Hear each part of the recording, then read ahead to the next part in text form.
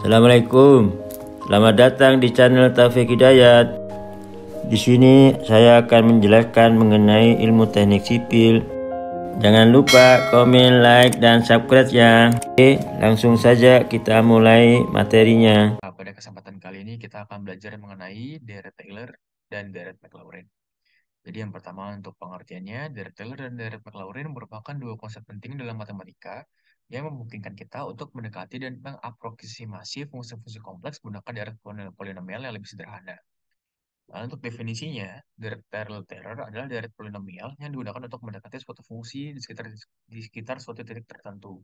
Dan untuk deret Maclaurin, itu adalah kasus khusus dari deret Taylor di mana titik ekspansi berada di titik nol.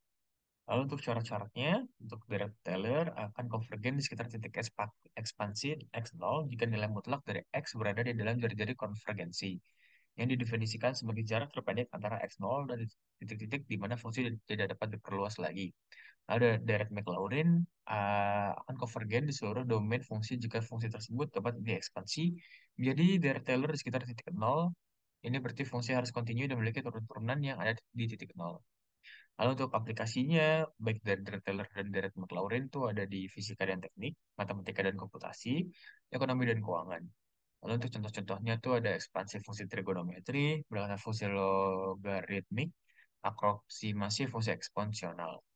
Lalu untuk kelebihannya itu yang pertama memberikan cara sistematis, memungkinkan analisis dan komputasi yang efisien, dapat digunakan untuk mengaproksimasi fungsi-fungsi di titik tertentu, dan dari Maclaurin sangat berguna untuk fungsi yang dapat diekspansi di sekitar titik nol. Lalu untuk kekurangannya, keakuratan terbatas pada jari-jari konvergensi, perhitungan turun-turun fungsi dapat sulit untuk fungsi yang kompleks, karena tapi konvergen sangat lambat untuk beberapa fungsi dan tidak cocok untuk mendekati fungsi-fungsi yang tidak dapat diturunkan. Oke, dan kita udah mengenal, jadi kita kan udah kenal nih apa itu deret Taylor dan deret Maclaurin. Nah, selanjutnya kita akan ke papan tulis mengenai deret Taylor dan Maclaurin. Nah, tadi di salah satu kekurangannya disebutkan tidak dapat diaplikasikan di suatu bentuk fungsi yang tidak dapat diturunkan. Jadi kita bahas dulu untuk syarat perlunya. Jadi syarat perlunya adalah misalkan fx dituliskan sebagai deret pangkat sigma tak hingga n sama dengan 0, an dalam kurung x dikurang a pangkat n. Maka an-nya haruslah tertentu. Nah, di sini kita diberikan satu bentuk fungsi ya. Misalnya ada fx dengan a0 ditambah a1 x kurang a tambah a2 x kurang a2 kuadrat bla bla bla bla dan seterusnya. Lalu nih kita lanjutkan ke sebelah sini. Kita turunkan nih. Ini tadi kan dia sepangkat satu ya. Turun dia. Jadi kalau pangkat satu kan di sini ada satu dikurang satu sedangkan nol. Ini habis nih, makanya di sini nggak ada. Terus ada A2 dalam kurang X dikurang A pangkat 2. Nah, nih, ini duanya turun ke sini. Nah, terus di sini kan ada 2 dikurang satu dengan satu. Makanya ininya satu atau nggak harus dituliskan. Lalu di sini ada A3, X kurang A sama dengan 3, A pangkat 3. 3-nya turun. Di sini 3 dikurang satu sama dengan 2. Dan ini berlanjut ya, tak terbatas sesuai dengan soal apa yang akan kalian dapatkan di ujian atau latihan yang akan beredar. Nah, didapat nih dari sini bisa disimpulkan bahwa F turunan pertama A sama dengan A1 sama dengan A1 sama dengan sedangkan F turunan pertama A per 1.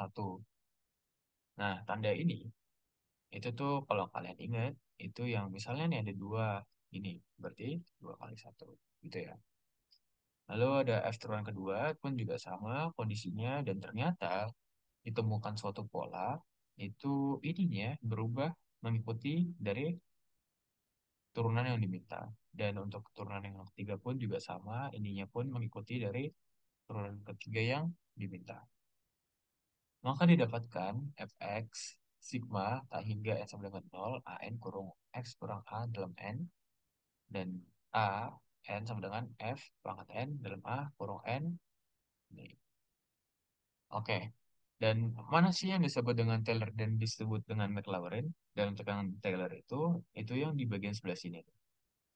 Ini Taylornya, lalu McLaurin-nya itu suatu ketika di mana A-nya ini ternyata nol. Oke.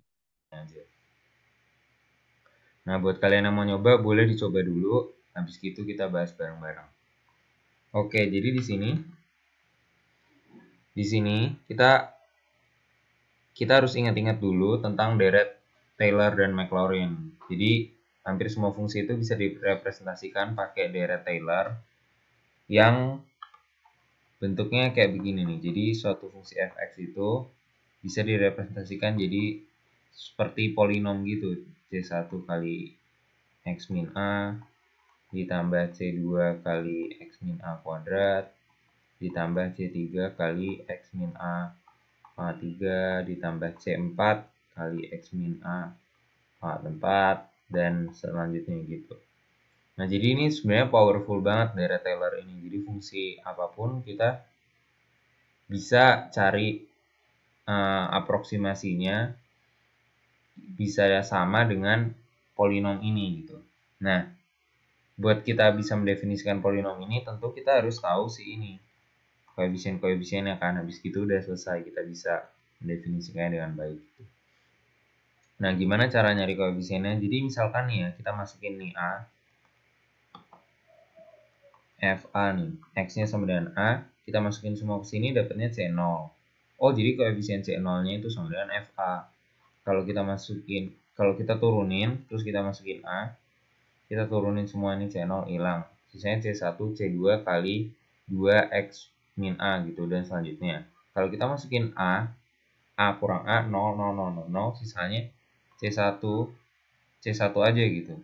Nah, kalau kita masukin gini, kita dapat 2C2 gitu. Ya kan? Dan selanjutnya, nah dari sini kita bisa dapat kayak gini nih. C0 itu F0 FA sih, FA. Nah, gini. Jadi kalau misalkan, jadi bedanya apa sih deret Taylor sama si deret Maclaurin ini? Jadi deret Taylor itu bentuk umumnya, deret Maclaurin itu di mana A-nya itu 9,0. Nah, diingat ya, jadi deret Maclaurin tuh kalau si AA-nya ini 0. Nah, berarti kalau deret Maclaurin F0 gitu, C1. Tapi secara umum C1 itu turunan pertama kita evaluasi di A. C2 itu turunan kedua kita dievaluasi di A, tapi lihat nih, C2 dikali 2 dibagi 2 faktorial gitu. C3 itu turunan ketiga A dibagi 3 faktorial gitu. Nah, dengan apa yang kita punya ini udah jadi gampang kita bisa merepresentasikan fungsi apapun. Nah, yang pertama misalnya cos X. Jadi buat bisa mencari dapat polinomnya ini, kita harus cari koefisiennya. Kita bikin gini dulu aja. Jadi ini cos X turunannya min sin X turunannya cos X. Cos X turunannya min sin X. Sin X turunannya cos X. Ini kan fx. Berarti ini f aksen, f double aksen, f triple aksen. Nah, turunan keempat gitu kan. Nah, kenapa kita cuma sampai turunan keempat? Karena kita dimintanya cuma sampai tadi kan orde 4 yang ada x pangkat 4-nya doang nih. X pangkat 4 tuh kalau C4 kan. Nah, kita cuma perlu sampai turunan keempatnya aja gitu. Nah, sekarang kita mau cari nih C0 sama dengan, karena dimintanya Maclaurin nih, A-nya 0, berarti C0 tuh F0 cos 0 1. C1 min sin 0 0. C2 nih cos 0 1, berarti minus 1, tapi dia harus ingat dibagi 2 faktorial. Yang 3 sin 0 0, ini sebenarnya dibagi 3 faktorial. Yang keempat cos 0 1 dibagi 4 faktorial. Berapa nih? Min setengah 0 4 kali 3 kali 2 12/24 ya.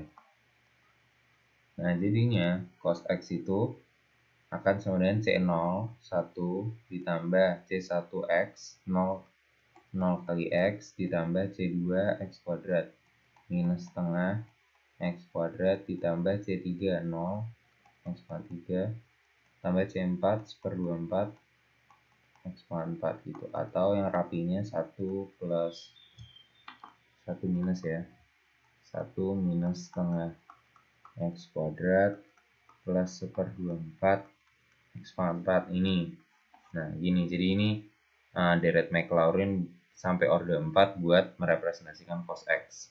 Sebenarnya ini tuh lanjut terus gitu, dan ya seperti kalian udah perkirakan pasti kalau misalkan sukunya lebih banyak, kita akan bisa mengaproksimasi si cos X ini dengan lebih akurat gitu.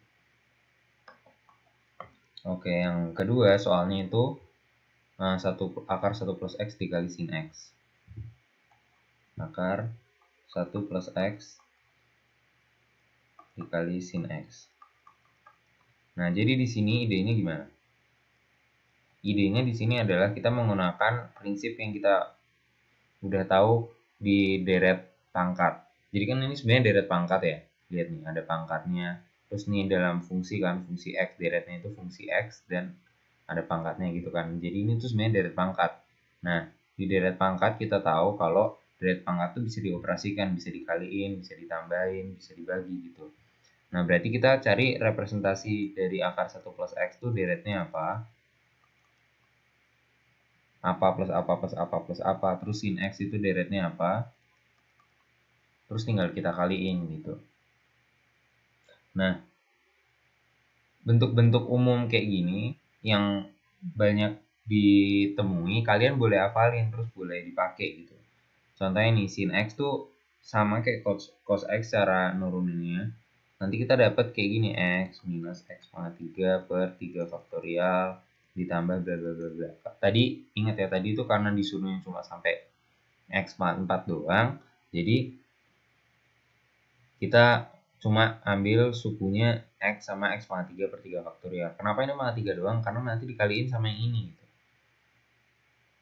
Nah, kalau akar 1 plus X, kalian kebayang lah pokoknya ini yang sin X itu sininya pasti X pangkat 5, karena ini lompat kan X pangkat 5 gitu kan. Jadi ini pasti udah nggak pakai lah gitu. Nah, akar 1 plus X kita coba cari ya. Nih, misalkan nih fx sama dengan akar 1 plus X. Nah, f aksen X, f double aksen X, f triple aksen X. Kembali lagi di sini kita cuma sampai 3 nggak nyampe 4 karena pasti dikaliin sama yang ini nih, kaliin sama X. Pasti nanti sampai ke 4 juga gitu. Jadi yang f pangkat 4 kalau dikaliin X, jadi X pangkat 4 kali X pangkat 5 udah nggak pakai gitu. Jadi nggak usah. Akar 1 plus X, berarti ini 1 plus X pangkat setengah kan, turunannya setengah. 1 plus X pangkat minus setengah. Turunin lagi, minus 1/4. 1 plus X pangkat minus 3/2. Turunin lagi, 3/8. 1 plus X pangkat minus 5/2. Ini kan berarti 1 plus X itu apa? Enggak, salah. Kita harus cari C0 nya dulu. C0 nya 1. C1 nya masukin 1/2. C2 nya masukin 1, tetap aja 1 kan, walaupun 1 kali minus 1/4. Minus 1/4. Tapi ingat, dibagi sama 2 faktorial. Jadi minus 1/8. C3 sama dengan 3/8 dibagi sama 3 faktorial. 3/24.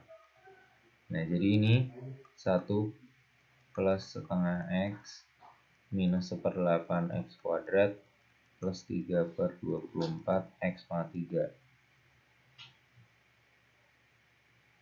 Oh iya, 3/24 ini bisa disederhanain jadi 1/8.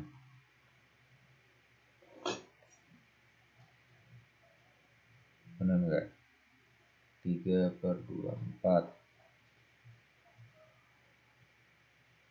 3/8 8. Oh, sorry. 8 kali 6 48 ya. 3/48 jadi 1/16. 1/16. Oke, nah jadi akar 1 plus X plus sin X ini itu sama dengan ini kita kaliin sama, jadi semua yang ada di sini kita kaliin sama semua yang ada di sini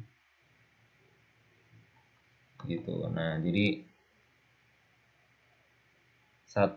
nih X dikali semua ini, jadi X ditambah setengah X kuadrat minus 1/8 X pangkat 3 tambah 1/16 X pangkat 4, terus nih minus X pangkat 3/6 kali semua ini, berarti minus X pangkat 3/6 minus 1/12 X pangkat 4 gitu kan. Nah sekarang kita tinggal rapihin, berarti akar 1 plus X dikali sin X itu jadinya X plus setengah X kuadrat, terus ini X pangkat 3 minus 1/8 minus 1/6 jadinya 14/48, ini berapa, 7/24 X pangkat 3, terusnya 1/16 1/12.